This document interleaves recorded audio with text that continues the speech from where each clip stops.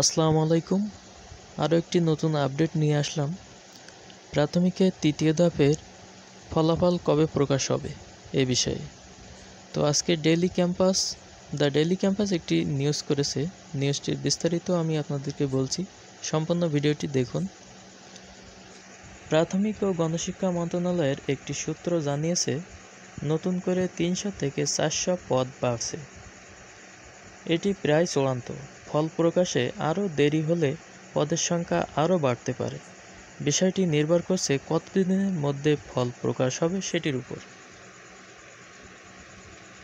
জানা গেছে, সরকারি প্রাথমিক বিদ্যালয়ে সহকারী শিক্ষক নিয়োগের তৃতীয় ধাপের ফল প্রকাশ নিয়ে দুই ধরনের জটিলতা তৈরি হয়েছে। এ বিষয়ে সংশ্লিষ্ট মন্ত্রণালয়ের মতামত চাওয়া হয়েছে। মতামত পাওয়ার পর এ ধাপে চূড়ান্ত ফল প্রকাশ করা হবে। এ বিষয়ে প্রাথমিকের সচিব ফরিদ আহমেদ বলেন, তৃতীয় ধাপের পরীক্ষা নিয়ে প্রশ্ন ফাঁসের অভিযোগ উঠেছে। বিষয়টি আমরা তদন্ত করেছি। তদন্ত কমিটিতে সিআইডি, ডিবির প্রতিনিধিরা ছিলেন, তবে তারা প্রশ্ন ফাঁসের কোনো প্রমাণ পাননি।